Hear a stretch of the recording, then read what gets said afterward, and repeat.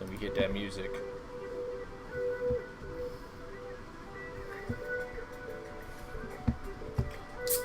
Oh yeah, that sound.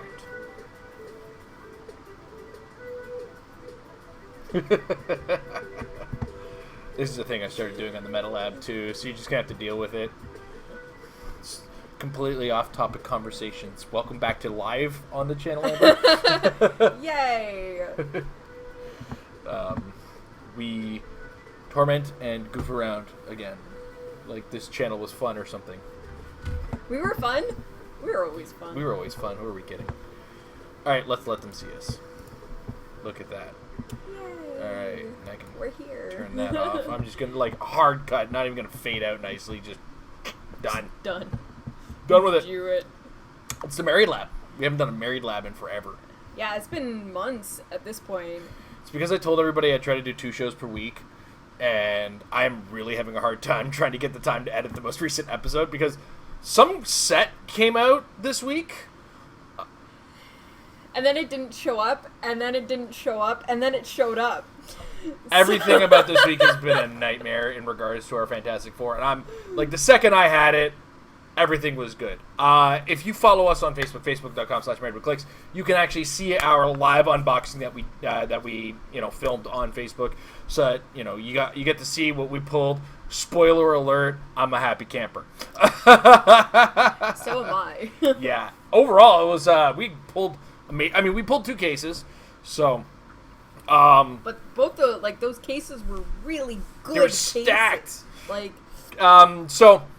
One thing we learned from this, we have a friend in Toronto, Mike White, who you've seen on the Metal Lab. He bought 2 cases as well. We bought 2 cases.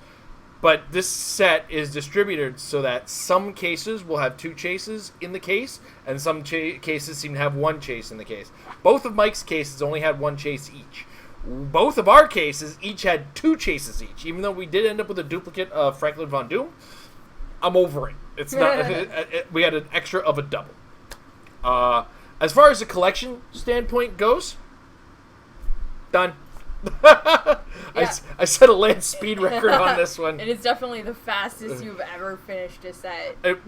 Nothing was going to stop me. First of all, step 1 was opening two cases. They said Dr. Doom was in the set. Done. Buying 2 cases. They told me Dr. Doom was a chase. I told them I was buying 2 cases already. As well, as some of you may have noticed, Amber wants to just kick the table. We have the microphone on. Sure. We did not get our usual unboxing product from WizKids. So we ended up just buying the extra brick that we would have got from them, which is, it's a nice thing that they do for us, but it's that we gotta have to limit our expectation. Be like, okay, life is crazy right now. They probably didn't get it out to everybody. Yeah. Whatever, no big deal. We have no hard feelings, nothing but that. It's just a matter of move on. Maybe we'll get lucky in the next one, and everything will be organized again. We're not gonna panic about that, but. So we filmed our video. We went from like being one of the first 2 groups to do an unboxing, being like one of the last. But we still had a good time opening stuff. And then after we got the unboxing done, our local store Dollies they went from not selling Heroclix at all when we first got there, because I just went there to buy some magic stuff. The store owner heard me in passing with Amber talk about Heroclix, and then they're all in. Yeah. It's been really nice because now we get somewhere like down the street that we get to play. Mm-hmm. And with the restrictions in our area, we have actually been able to play. The owner of the store has allowed us to come in when they're not operating and not actually open. So we can use the space to play, as well as running weekend tournaments again with limited amount of players.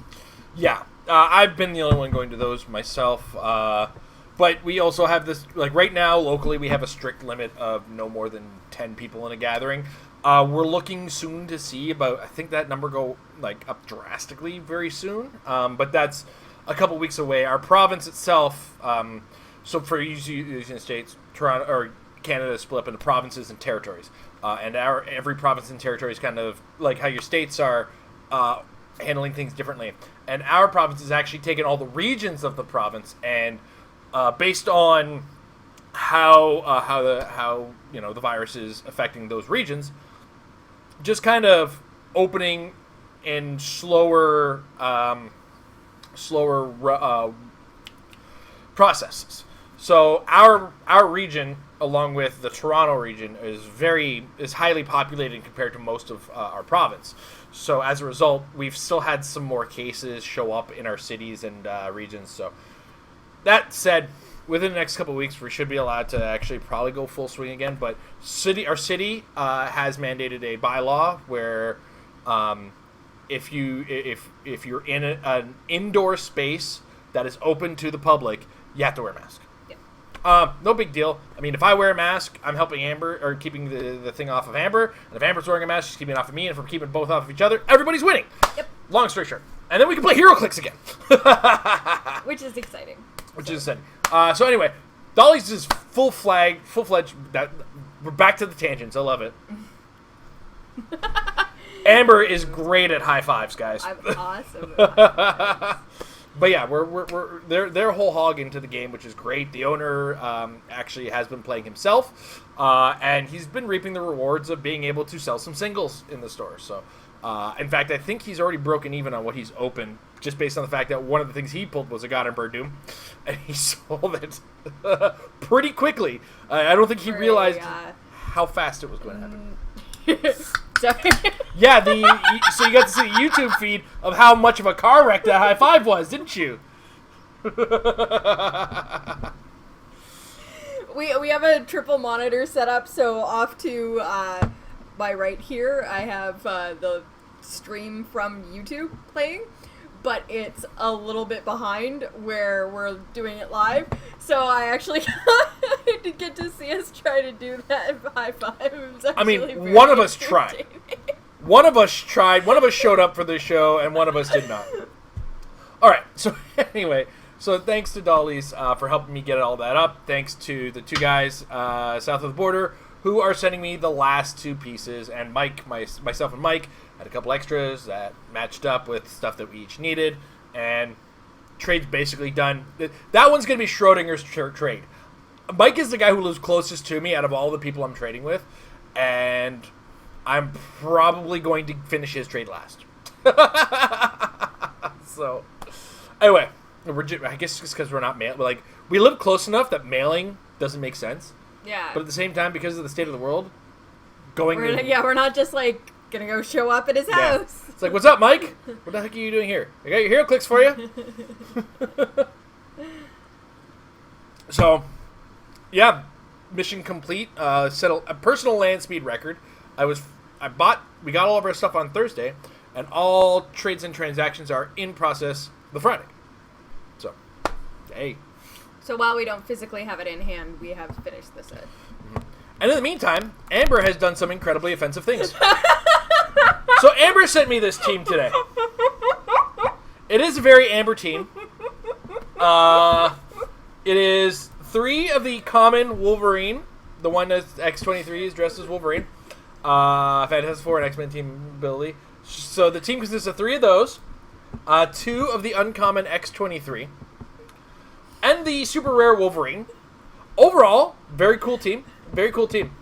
And then in the message afterwards, she has the nerve on her to say, Jason, what do you think of my Fantastic Four theme team?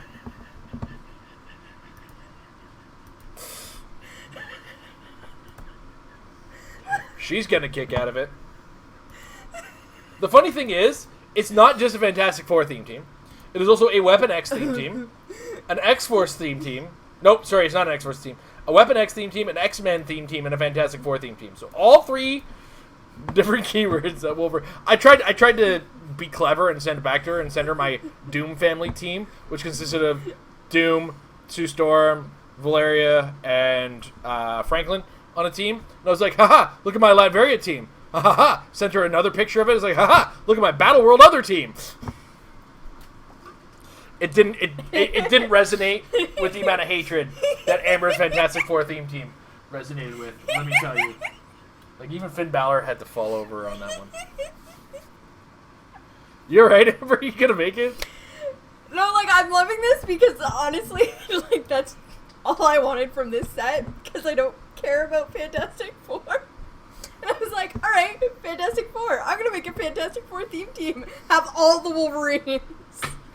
Multiple Wolverines. I could have done the same thing with Hulks. Yeah. There's a number of Hulks with the Fantastic Four keyword in this set. I believe does the Red Hulk have it? Yeah, the Red Hulk has it. The uncommon Green Hulk, I believe, also has it. He does. The Fast Forces Grey Hulk has it. And then does the Super Rare have it? The Super Rare has it as well. The Amadeus Cho Hulk. So you can make an all Hulk Fantastic Four theme team. You could make an all Spider-Man Fantastic Four theme team. I don't know why. But it would just be 4 of the common Spider-Man, I think. Maybe throw in a couple of the Fast Forces. Either way. So what you're saying, Amber, is that I pulled you on for the episode I titled Fantastic Four post-release hype. And your hype was, I built a team with Wolverines. The heck with the Fantastic Four? Oh, God, how are we still married? She's doing the wheezing laugh. The dog from Wacky Races is laughing beside me.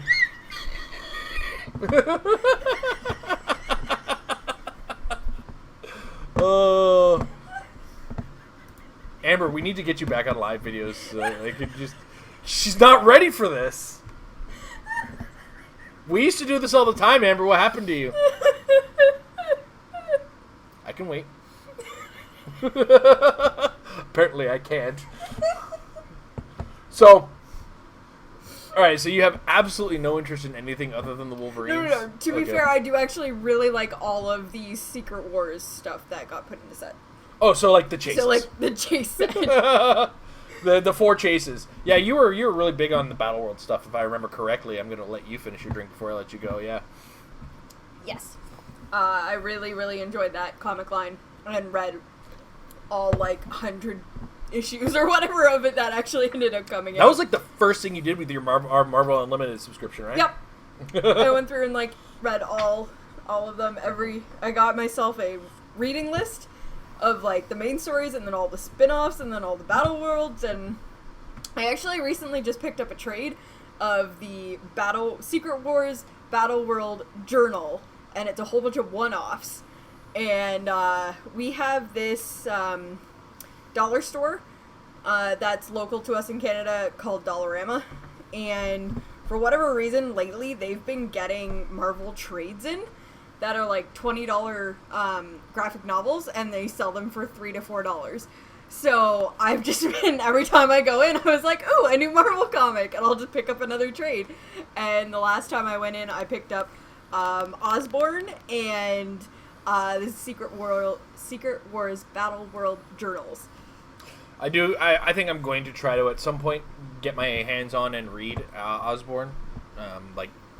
Wherever I think it's actually right behind you. Yeah, with my other trades right now. Yeah. I'm actually trying to look at the background, in the back, and see if it's noticeable that I changed from DVDs to video games, and you just can't see it. I think there's actually more open spaces. Yeah. I think that's the only thing that's really noticeable about it. I put all the open spaces back there. Oh well. Work in progress. I guess I just have to fill them and buy more video games. Everything's getting distracted. Now my eye's just going right into my Kitty Pride Pop. Because you putting your whole Well, and I'm also body blocking the mess that's probably behind me. Because, everything that's not in a container doesn't like to stand up. Mm-hmm. I'm going to have to find... Okay. Tangents. This is what we do. Yeah, this is what we do. You know what? The chats, if you got things in the chat, we'll probably try to catch it as we go. Jason and Amber wondering, in all your wonderful unboxing, did you guys open a dupe of the Rare Surfer or the Super Rare Super Skrull? We did get an extra Silver Surfer, but unfortunately, as I discussed a little earlier, it goes to Mr. Mike White because, 1, he needed it, and 2, he has stuff that I needed. And we just got the 1 Super Skrull. Yeah, we only got the 1 Super Skrull. So no, as far as doubles that we ended up with. We ended up with a double of Annihilus, a double of Dragon Man, I believe it was. Yeah. That are going to Mike. I had a double of the Thing. Of that's Dad Bod Thing, by the way. I'm not talking about anything below a rare. Like, we got lots of doubles of rares, commons, and uncommons. These are super rares. Yeah, these are just the super rares and higher. We got a double of Dad Bod Thing, a double of the Wolverine, a double of the Prime Punisher, and the Franklin Montu. Those are the only things we ended up with doubles. So yeah, we fared fairly well in that department as well. Yeah, despicable me. All of it turned out really, really well, and like I'm happy in a sense that we did end up waiting the extra day, because it's hard to say or whether or not when it was supposed to come in if we would have gotten those same cases, because the store ordered like 8 boxes or something, 8 cases, so getting them when we did get them, even though it was a day late, it's exciting for what we did end up pulling out of it.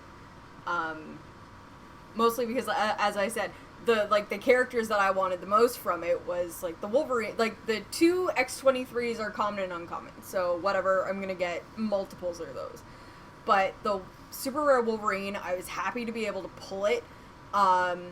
Because, like, when they made the super rare Wolverine for Xavier's school, I think we ended up having to buy him or trade for him. We ended up with 2 of them. Eventually, but No, from packs that we opened, we pulled 2. Oh, okay. We traded away 1 on a stupid deal for an Archangel. Oh, somebody is sitting at home laughing at me right now because I traded an Archangel for a Wolverine. Because, like, what am I going to do with 2 Wolverines? Not realizing a wanted poster was coming around the corner, so I would need 2 ID cards. Plus, playing 2 Wolverines, because how long had it been? Like, we'd been playing with resources for so long. Yeah. Putting 2 characters on the map made no sense. So yeah, I was I'm embarrassed when I look back, but at the same time I look at it and it's like, I finished that set, didn't I? So yeah, so we still had it. Yeah, I don't think we actually finished that set. There was a couple chases we were missing from it. Yeah, I don't think we went after all the chases from that. That was an Age of Apocalypse chases again, wasn't it? Yeah.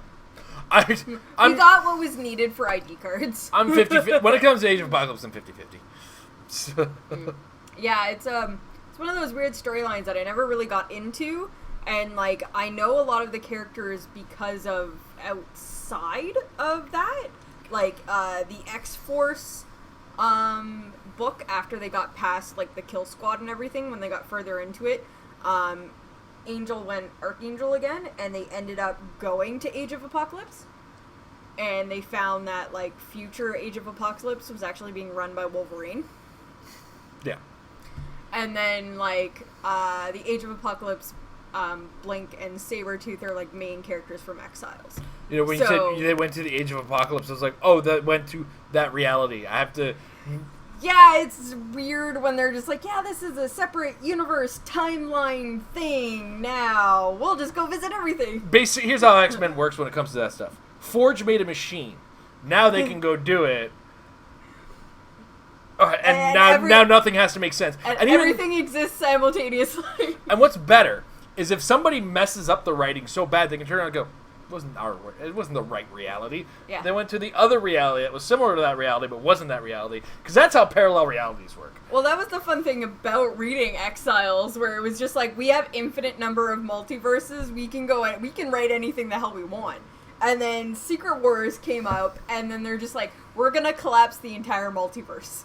Yeah, well, for me, the way I look at it is like, all right, so the writers now have to think about stories instead of just make things up. Because, like, so many times I feel like there's 18-year-old boys, or not even 18-year-old boys, like 8-year-old boys in a room being handed Red Bull. It's like, come up with a Marvel story.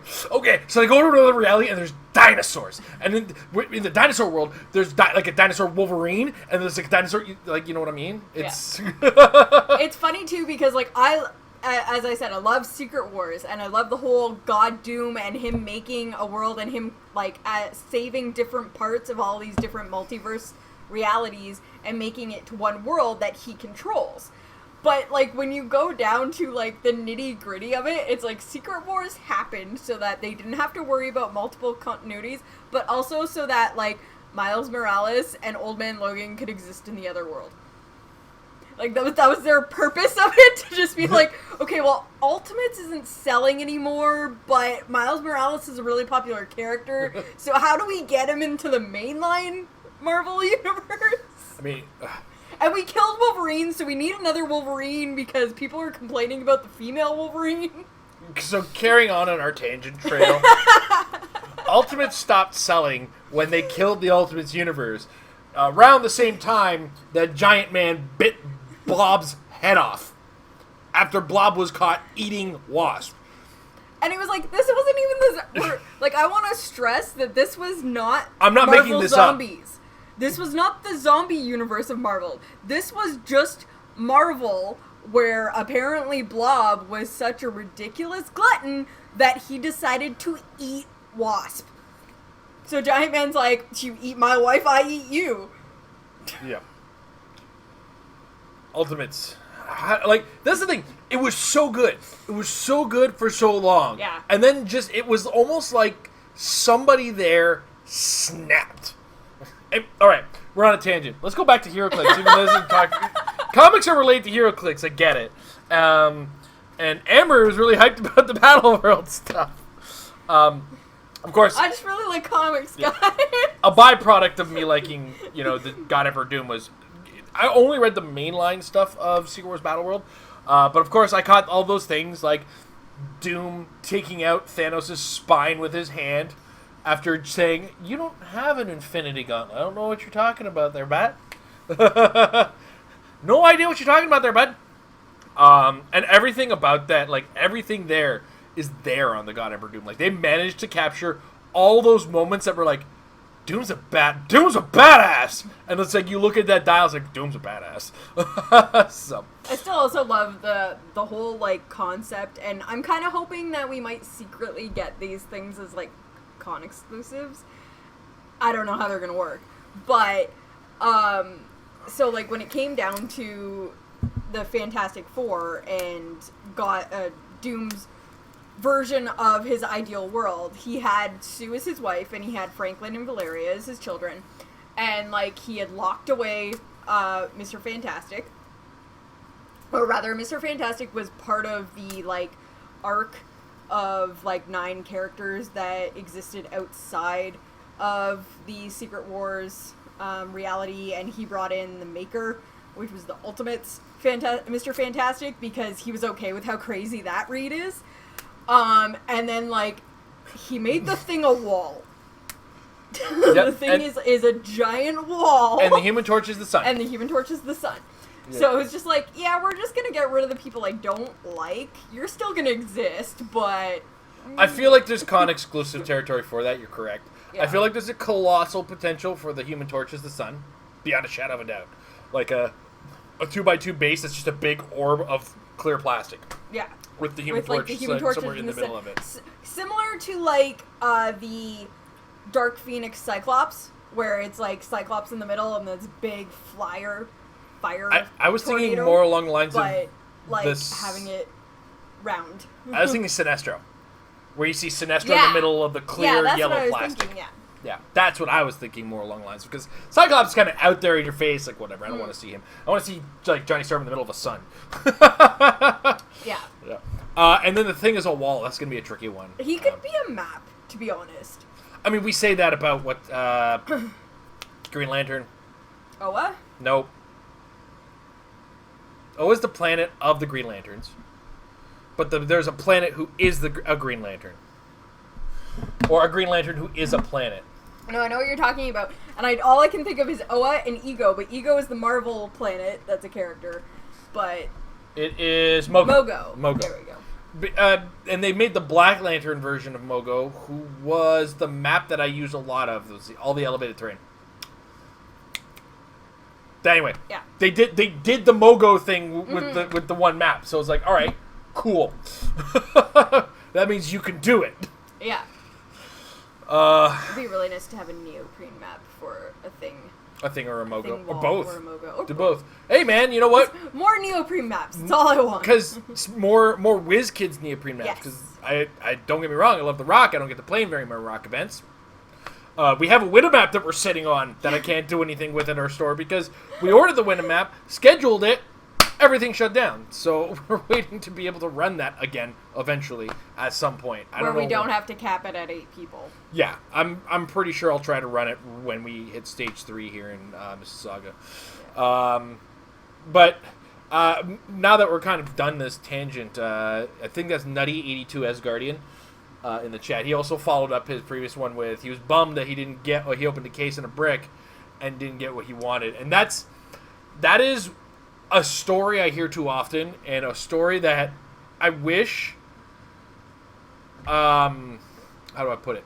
I spend more time telling people about, and I just don't have the platform to do that anymore because, you know, we make the Metal Lab, and then we make a game that's usually our content, or I try to pull Amber onto a live stream.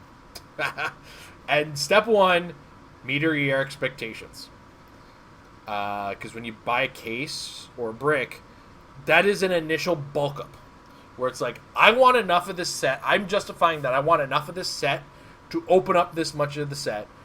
And there is a higher chance that I will get what I want when I buy more of it. But I do have to walk into this knowing I may, if I have something that I want, have to trade or purchase it after the fact. Right?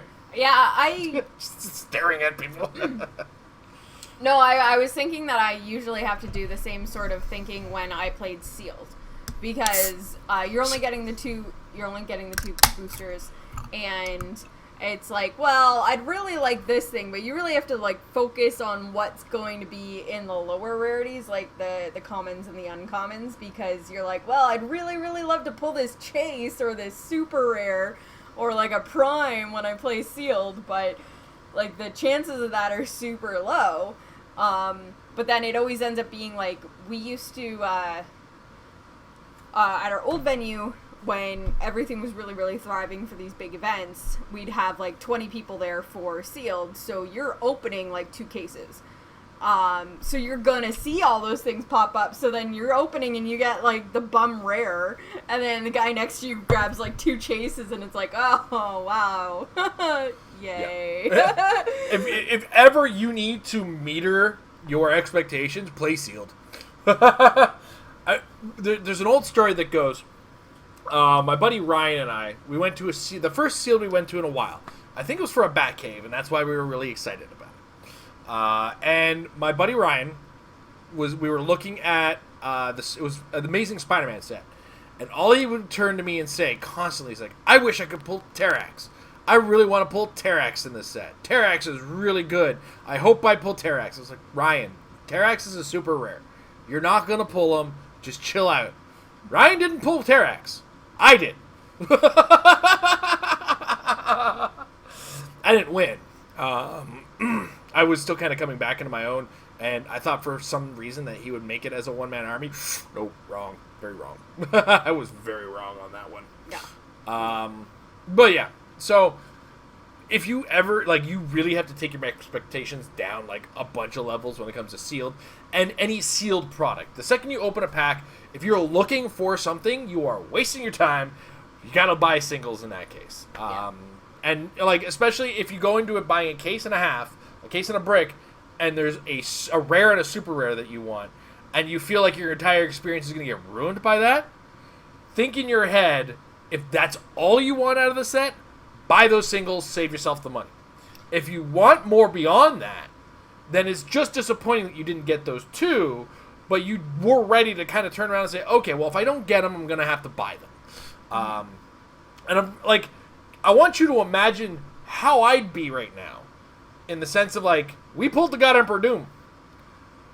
This, like, I had to kind of play my finances tight for this. Like, I have to, I bought a lot, which means I spent a lot, which means I had to kind of tighten up the budget. And if I didn't pull the God Emperor Doom, I wouldn't be shopping for him until next week. Yeah. So, And that's something I have to be ready for. And I prepared myself mentally, seeing some of the prices go as high as they were. I was like, if I don't pull that God Emperor Doom, I'm going to have to spend a lot of money on him. I'm going to have to spend the equivalent on a case here in some cases. I think I've seen him go for like 175 US, 250 US is the peak of what I've seen him go for. Like, it costs us $230 to buy a case here in Canada. That's Canadian dollars, of course. $250 US dollars. That's like almost, it's like $320 odd dollars here. It's insane. It's a lot of money for a figure. So I would be upset. I'd be sad that I don't have a God Emperor Doom. I would try to get one, but I'd also kind of walk into it knowing I'm not getting this anytime soon if I didn't pull it. And that's the mentality you have to go into. It's like, yeah, I'd like that, but I'm not going to get it.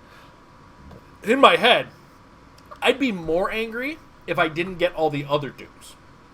So, like, the Uncommon Doom, if I somehow didn't pull one of those, I'd be pretty upset. If I didn't pull the Dr. Richards in 2 cases, I'd be a little upset. So I kind of understand where you're coming from in your Silver Surfer.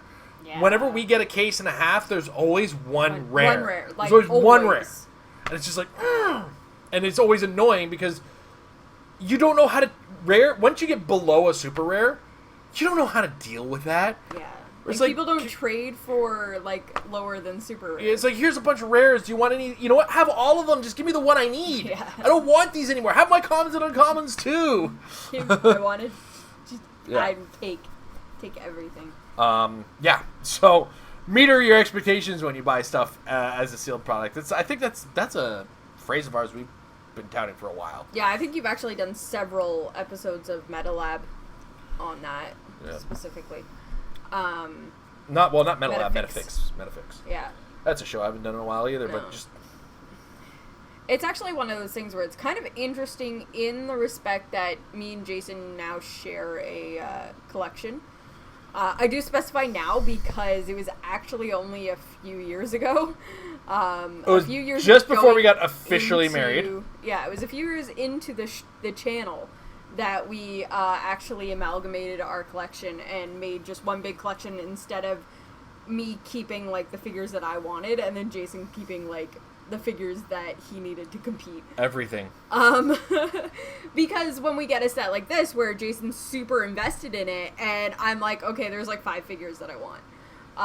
Whereas I know the reverse is going to happen in, like, October when House of X comes out. And I was like, I want all of it. Give me all of it. And Jason's like, all right, well, I'm going to collect it because it's Heroclix. I'm going to collect it because that's what I do. But I'm not going to set a land speed record for it. That's probably going to be the case. And then with any luck, all the chases are going to be like, must play in competitive. Like,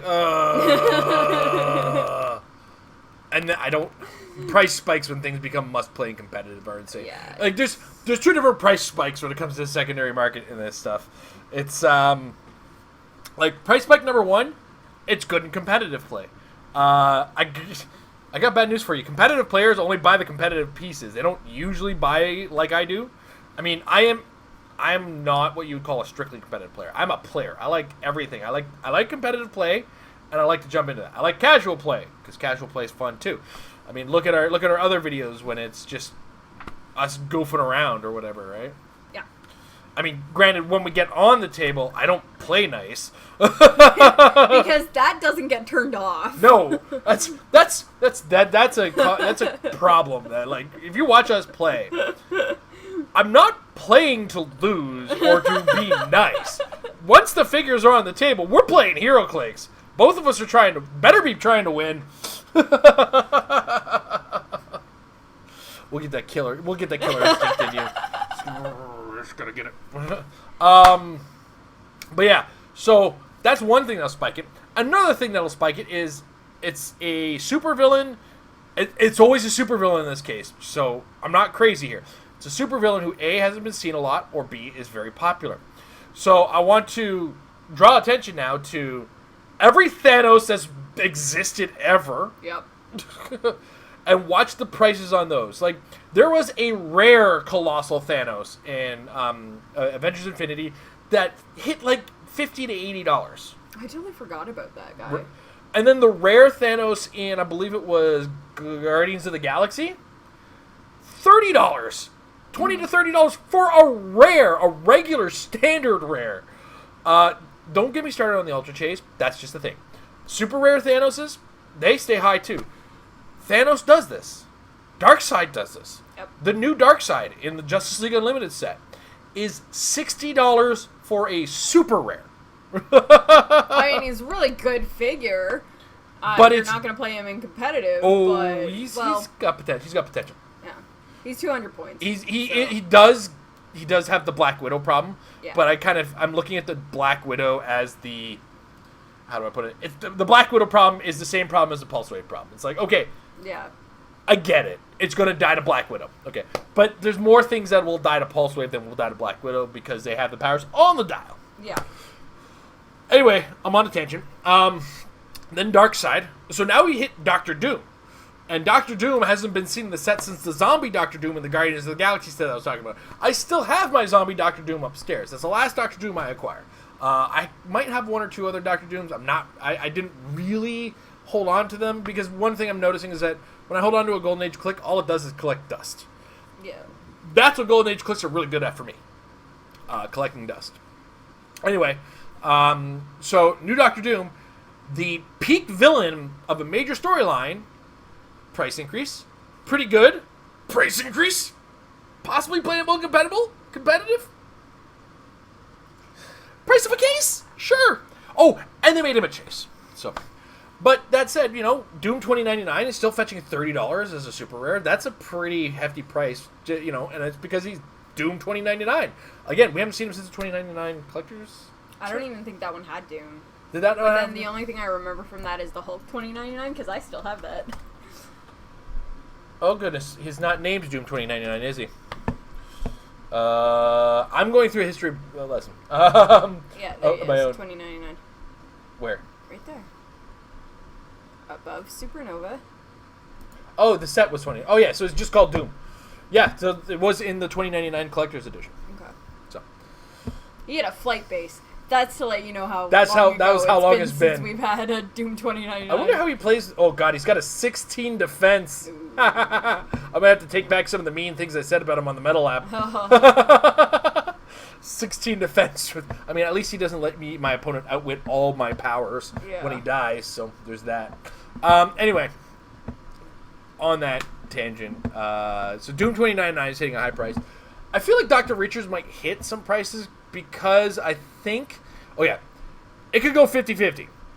If people build that Ruler theme team with Jason Wingard and Dr. Richards and put a Dr. Richards on the sideline, that has a lot of potential. Because Jason Wingard making Franklin Richards pogs is disgusting. Yes.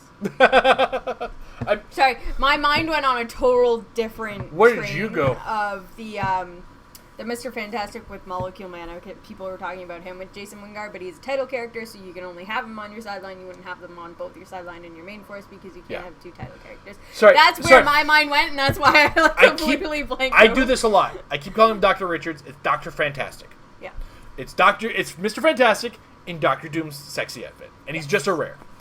And then we go down to the uncommon slot. There's the Dr. Doom, who is pretty Dr. Doomy as a Dr. Doom. He's not as Dr. Doomy as the starter set Dr. Doom, but he's Dr. Doomy nonetheless. He's definitely, I'm going to say, 70s, 80s Dr. Doom. Curse you! You foiled me, Dr. Doom. Not, I got you, Richards. I have taken your family. Your family loves me now, Dr. Doom. Which, Battleworld wasn't the only time he's done that. I just want to be clear. Yeah. Valeria has been referred to as Valeria Von Doom on numerous occasions. Yeah. Isn't she actually canonically his daughter? I don't know. Here's the thing. I pay attention to Dr. Doom, and I kind of follow Dr. Doom, but I don't know the intricacies of the Fantastic Four necessarily. Yeah. I think Dr. Doom's got a cool look. I like his style because he used that whole diplomatic immunity thing.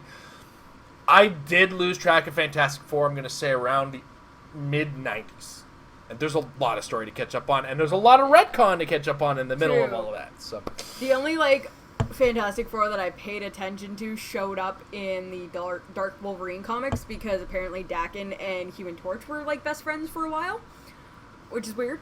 and then Secret Wars, and then Doctor Doom ends up being like the main villain at the end of All New Wolverines solo run. The very end where they do Old Lady Laura, and they go into the future, and she's taking down, the last thing she wants to do because she's dying is to take down Doom. And it's the weirdest storyline, and she goes to take down Doom, and Doom has figured out how to become immortal by transferring his mind into somebody else's body, and he transfers his mind into Laura's body and goes instantly insane because he can't comprehend the level of pain that she lives in on a day-to-day basis, and his mind just shuts down and he dies. And that's how she defeats Doctor Doom. Is it? That's all you got? That's it. Cool. that was a moment. It was very anticlimactic, and I was like, I really like this, but also totally hate it. I hate it already too. Yeah. I don't want to read it now. I'll probably read it. It's got Dr. Doom in it. All right. You don't want to see Dr. Doom like that. It's like how Will feels about Baron Zemo in Old Man Logan. It's how I feel about the Hulk in Old Man Logan. True. Like, how does one of the smartest men in the world revert to, like, hillbilly incest with his cousin? I just, that no amount of it's going to be the strongest breed of person makes any degree of sense to any smart person at all. Like, he's a smart person. Come on now. Yeah. Like, as much as, like, Wolverine is, like, my ultimate favorite character ever, I don't like the Old Man Logan story. I didn't enjoy it. I thought it was just... I loved Old Man Hawkeye. Yeah. Old Man Hawkeye was really good because it wasn't Hawkeye blind yet, but it was Hawkeye, I think he had glaucoma, so he was going blind. And it's like, oh, this is awesome. And he's just like slowly but surely not as good, but still good. And he's being chased by Bullseye of all people. Nice. So it was a really, I liked Old Man Hawkeye. That being said, once they were also chased by, like, sorry, before I'm totally interrupting you, but they also introduced the idea of Jamie Madrox being hit with the Venom symbiote. It was so cool. Yeah, all I was going to add to that was, that being said, as much as I hated the Old Man Logan actual, like, single mini-series that they made back in, like, was it 2009 or something? Mm-hmm. Old Man Logan as a character, once they brought him to the main universe through Secret Wars, like, the character himself is pretty cool. It just, the story that they decided to tell was, yeah. Alright, that said, I kind of want to take this to its natural end because we don't need to go on too long. No. Because we have 1,000 tangents that we can cover in 1,000 different episodes. And every time we try to talk Heroclix, it tangents into me talking comics because I just don't have enough people to talk comics. Unfortunately, I'm about to talk Heroclix again with you, so try to stay on topic this time. Also, Rinzula says, yes, House of X hype. I'm not gonna lie, I've read nothing about the House of X. Amber schmoozes about it all the time, and I saw somebody dressed as a pirate. I'm in. Dawn of X is really good. House of X, Powers of 10 was a very pretty compendium for the world. Amber taped them all closed, so now I have to read them, wait for them to show up in Ultimate Marvel Unlimited, and then finally log You're allowed to open my comics. I just taped them. Nope, you taped them closed. Nope, not gonna happen. This is why I leave mine open, so you can read them in the future. They fit in my box nicer when I tape them. Phrasing. Back to the Heroclix conversation I wanted to have with you. You're the one that brought up comics. Because I brought up Heroclix. I also brought up a chat comment, which is talking about House of X, which is talking about Heroclix, Amber, which is also talking about comics, so it's unavoidable. Fantastic Four sealed. I want to take you there. It's Sunday for you. Okay. You get to play on Sunday. Yes. Is there an ideal figure that you, or is there a figure that you would like to pull in sealed? And let's keep it realistic. Okay. So let's go under a super rare. So rare or lower. Is there a figure that you would like to pull in your sealed pool that you are super excited, awesome, interested to try to use in the tournament? I need to see if this is the one I'm thinking of. So she's currently looking at a figure. Like we got AC Realms open on this monitor. So this monitor is what you guys see. That's not the one I was thinking of. No? All right. So let me look at the other one. It might be the one actually in the... You know what? I'm good with just playing both the Wolverines. The Lauras. The common Wolverine and the uncommon X-23. In sealed? In sealed. Okay. To be fair, I have not really haven't really looked at anything past that, but I know that, like, if I pull a Thundra, I'm playing her. If I pull a Nova, I'm playing her. And I think anything that can put me together with, like, a theme team, because I feel like this is actually going to be the easier set to build theme teams. This is rare, right? Yeah, the rare Franklin Richard would be fantastic. Nutty 82 Asgardian pointed that out. I saw you look. You cheated. No, I didn't cheat. Credit where credit's due to the chat. Yes. Chat deserves credit. Chat does deserve credit on that.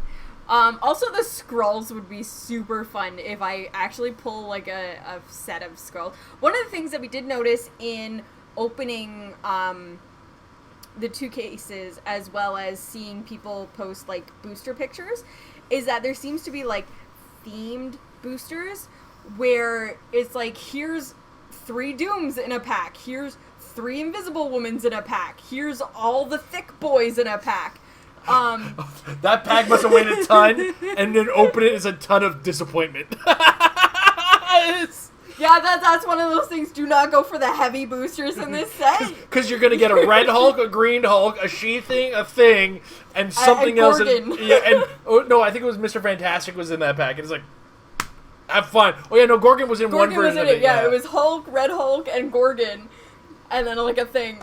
But, yeah, don't go for the heavy boosters. But, yeah, I think it would actually be really cool if I pulled one of, like, the themed boosters. It would be like, here's 3 Invisible Womans. Okay, well, I'm just going to play that because why not? Team nicknamed John Cena. Now, I am going to be judging, but I will be playing the bye. That means I do get a choice in the matter. And my choice in the matter is actually... It falls a little bit more under the win, but I just kind of also want to be right. And that's Firelord. Because Firelord he's only an uncommon, but he is something you want to see in your sealed pool. Because Amber, have you seen Firelord? I don't know if it is the one you're going to point out for me. Yes. Okay, so someone posted about this today, how Firelord's energy explosion is written like... Old energy explosion. Yeah, energy explosion was originally designed. Yeah. So, like, he's got 8 range, 3 targets with his energy explosion special power on his first 3 clicks of his 150-point dial. That read energy explosion and poison. When Firelord uses energy explosion, after resolutions deal X damage to each hit character, where X is a number of other opposing characters adjacent to that character. Now, it doesn't work like an old energy explosion. No, because the old energy explosion actually was dependent on, it did splash damage. Oh no, hold on. Of other opposing, sorry, yeah. It does. It was splash damage because there was the old energy explosion didn't target everybody like the current day one. It targeted the initial targets, and then it did splash damage to whoever wasn't targeted. Right. So this is similar to that in the sense that it's gonna hit all adjacent characters, but it doesn't care who is targeted because everybody's going to get targeted. To kind of further on, original energy explosion, like Amber said, didn't care who was initially targeted. And if you had multiple targets, energy explosion used to only do 1 damage, but there was a stacking level of damage. Where what would happen is if you had 3 targets and 3 people next to each other, and let's say 3 people behind them, okay? So you could target all 3 people in this front row, and then it would energy explode onto the guys in the back. But the problem here is that the 3 guys, so we've got, I'm trying to visualize this somehow. Here we go. Okay, we got Canadian stamps here. So this is my 6 characters that I'm targeting. So I target 1, 2, 3 on the old energy explosion rule. So what would happen is you would target all 3, and then what would happen is this guy here would take splash damage from him, and him.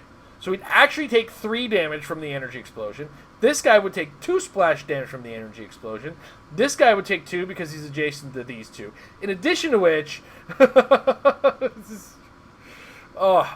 these 3 in the front would probably be the ones taking the least amount of damage. Everybody back here is just like bleh, explosions. Yeah. Don't even get me started on what would happen if you were on elevated terrain and there was 3 rows of people. It would just be disgusting. Energy explosion was gross.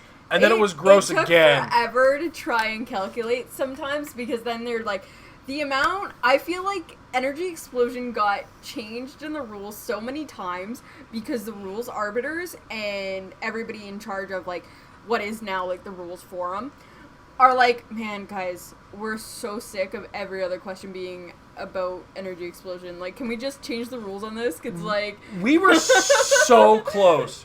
So close with the last version of energy explosion. Yeah, I think it was the perfect one. I really liked the bolt one. Because the previous to the current version of energy explosion we have, what would happen is you would target the first guy that you're targeting with your base damage, or you would deal them your normal damage. But then everybody adjacent would take splash damage equal to the number of bolts that are printed on your dial. Yeah. So if you pay attention to... it was the era of Wolverine and the X-Men. If you pay attention to the Gambit that came in that set, he was designed specifically for that version of Energy Explosion because he had like 2, maybe 3 damage, but he had 3 bolts. So he was designed to just be dealing ridiculous amounts of splash damage for that. Now that said, I understand now the current version of Energy Explosion is super easy. Everybody takes 2. Yeah. I don't care. Everybody in this area takes 2. There's a little bit of complication with the initial targeting when you get to multi-targeting, but ultimately it only makes sense if there's a cluster here, only target one of them, now you're targeting all of them. If you have multiple targets, you start targeting multiple clusters, that's when you get your multiple. Anyway, so the way that Firelord reads, now here's where things get real insane, because he's actually a little stronger than this original Energy Explosion. So, we're going to go back to this situation. Firelord will Energy Explode this guy. Targets. This guy. And then he's now Energy Exploding all of these guys, right? So, Energy Explode happens. Now, this guy is going to take 5 damage because he's adjacent to 5 opposing characters. This guy's going to take 3 addition. This is after the energy explosion damage. Yeah, so they all take 2 damage. Yeah. And then after resolutions, boom. If you see a Firelord, do not group up. Spread your team like it's... I'm not going to say the phrase. I don't care if you have Mastermind. I don't care whatever your traits are doing that enhancement, empower, anything that is causing invulnerable, you to invincible, be I don't care. Next to each other. Don't group. Don't do it. Do not group. Yes, and as Nutty82 Asgardian has said, he is literally a sealed bomb. I like when they do that, though. I have to say. I like when there's something in the uncommon slot. It's like, I want this in sealed. They did that. I think one of the perfect examples of that. Sorry. One of the overreaching examples of that. 2 of the overreaching examples of that were in, excuse me, the War of Light. In the uncommon slot, we had the oh my god, Weaponer of Cord. Yeah. And then and then in wave 2 was Mon-El. Was it Mon-El? No, I think it was Simon Baz. No, it wasn't Simon Baz. No. He had a really weird name. Oh my gosh, who was it? He had the 3 stop clicks at the end. I am shocked at how far back I have to go for War of Light now. Oh my god, has it been this long? Oh wow, it feels like... I feel... Yeah, okay, I went too far. I went too far there. There it is. War Light. I'm going to remember it just before I get there. Sodom Yat. That's right. There the word go. Sodom is in there. Yeah, Sodom Yat. So Sodom Yat in Wave 2 and Weapon of Cord in Wave 1. Both are on uncommons, and both are the reason I was unstoppable going into month 5 for getting what's his name? Necron. Yeah, by the time we hit month 5 in War Light, and I only pulled an uncommon, the uncommon Weapon of Cord month 1, Weapon of Cord month 2, month 3 I pulled the Sodom Yat, month 4 I pulled a Sodom Yat as well, month 5, it was a 1 month, I didn't play either of them, and I still managed to win the tournament in the finals against her. Yeah, Sodom Yat is the reason I made it to the finals, because our month 5, we managed to do a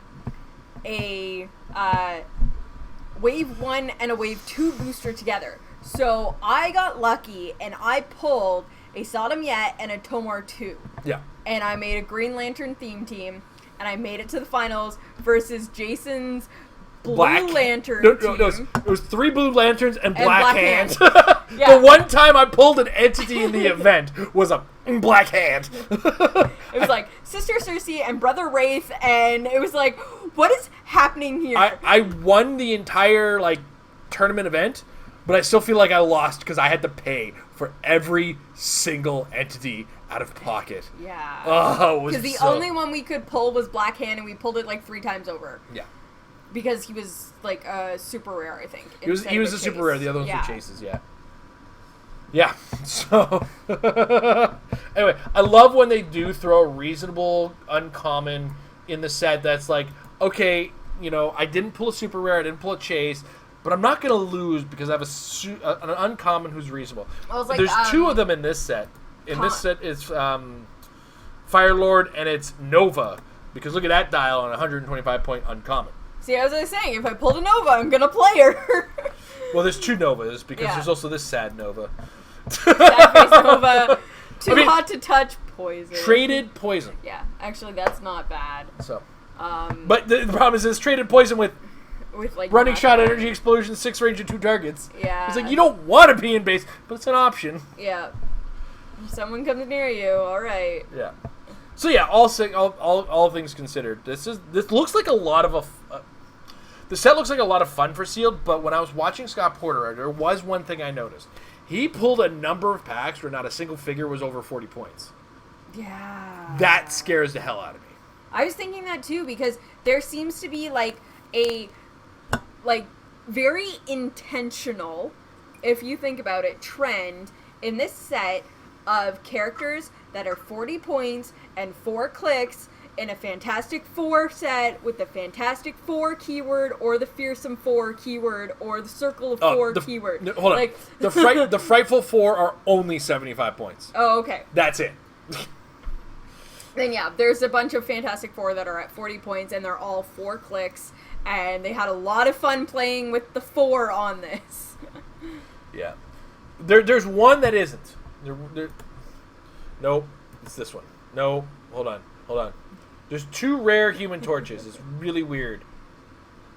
Yeah, here she is. So 5 clicks, it's 40 points. But you're probably not getting all 5 clicks of life out of her.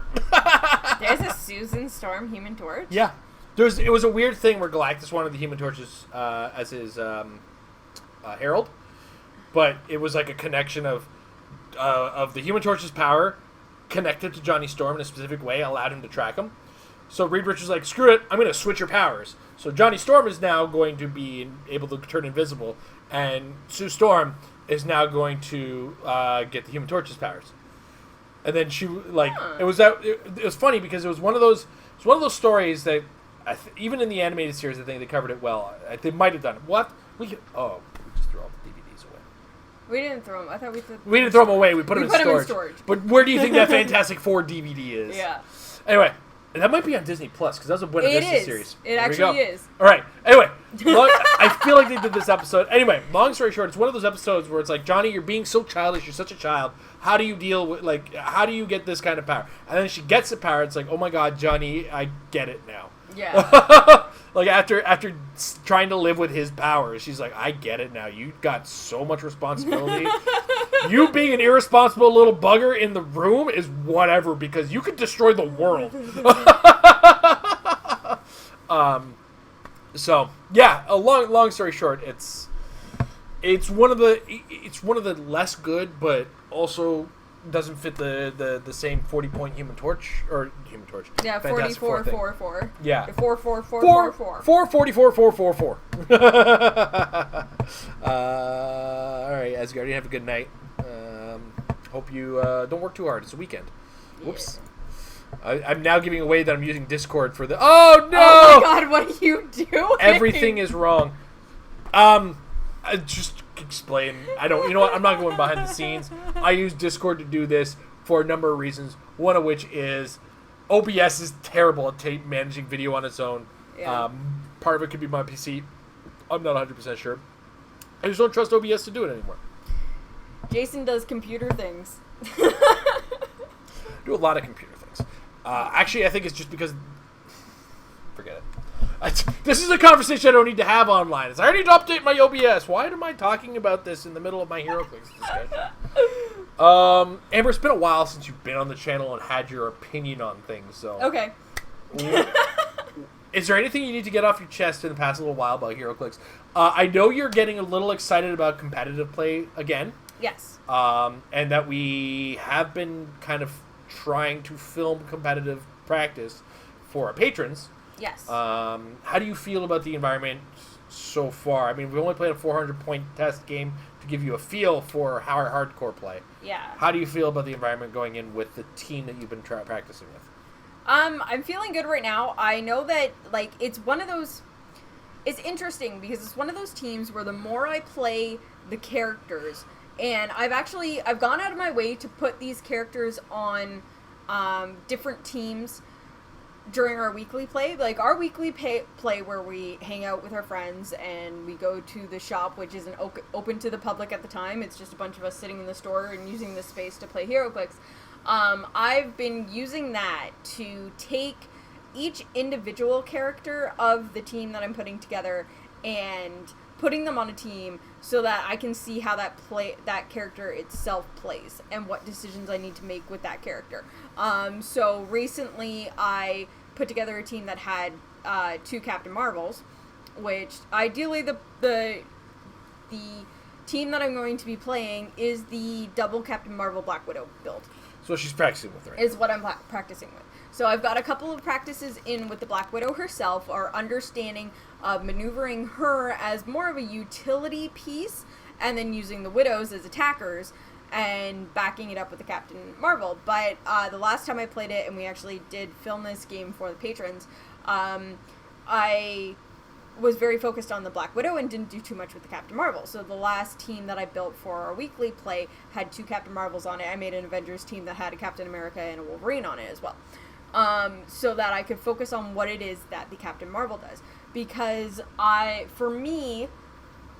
kind of really, really, really need to rinse and repeat and go over it and do things over and over and over and over again. Building that muscle memory is very important for me because I have a really hard time adapting to the field, which is why competitive play over the last 2 years was very hard for me to just... It really wore me down because no matter how hard I felt like I practiced with my team, I could not adapt to what was happening on the field because there was just so much other things out there and so many things that were coming from the sidelines and stuff that was reacting. We had Colossal Retaliation, we had ID call-ins, which just completely boggled my mind. I could not factor those in because everybody played a different lineup, because the main team was usually the same, so I could learn what a Gardener or a Trader or a Kobik could do.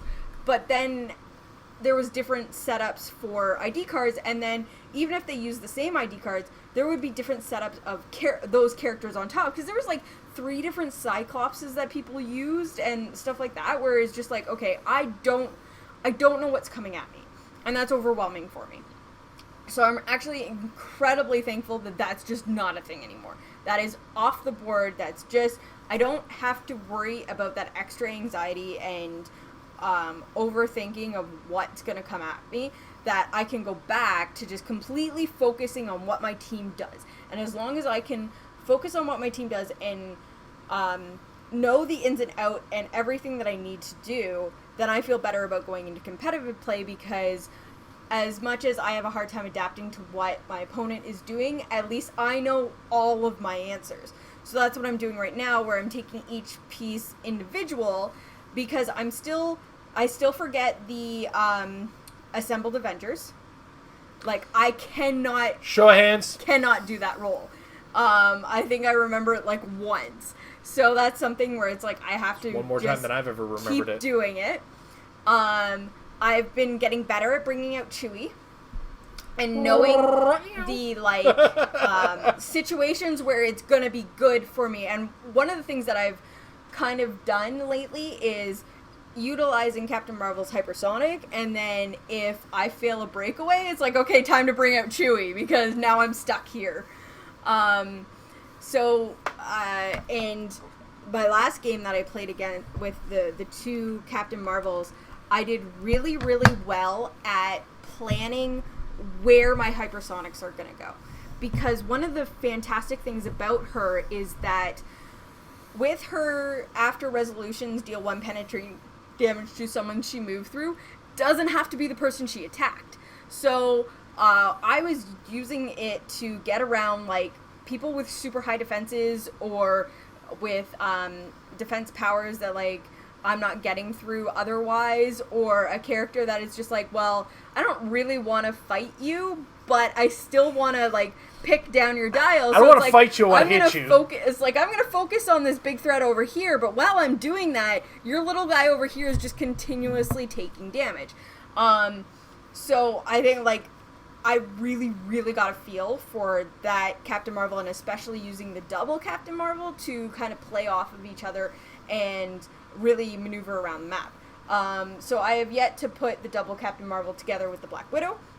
That's probably going to be the next thing we do for practice. But it does get me excited for trying this out. Unfortunately, when it comes down to it, I have no idea when I'm actually going to get a chance to play this. I do not play online. Because... I'm playing online in one tournament ever, and it's because I could not turn down the chance to play in that tournament. Roll20 is fantastic for people that want to play online. I have nothing against it for when people want to do that. I can't... I have a lot of cognitive issues when it comes down to it. Cognitive processing issues, so being in front of a screen and a, like, map like that doesn't work for me. So I've seen Jason play, I've watched other people play, and I know, like, I haven't personally tried it yet, but I know, knowing myself and how I process things, that just, I would get lost in what is going on, and I need that physicality of it being on the board and being to physically see what is happening. Like, I do that all the time with brand new figures, where it's like, okay, I read the card and look at the dial, but it's not until I actually play that character and physically click through their dial and, like, maneuver them around the map that character makes sense to me. So online play in its current format of using it through Roll20 is just not something I can do. And I'm okay with that, but I'm also missing that field of where I can play competitively right now, just because we're in the middle of a global pandemic, and, like, Heroclix is just not something that we can do right now on a grand scale. So I was about to scream, oh no, the algorithm, but the algorithm doesn't give a crap about us. We're a Heroclix channel. We're not going to get views. We got... But, okay, so with that, are you almost ready to understand how the super friends and the super villains work? No, don't throw more things at me. I still gotta make... You need to know how this stuff happens. Yes, but not yet. That's all I'm saying, is not yet. Little does she realize she's going to have to deal with it with my one-man armies.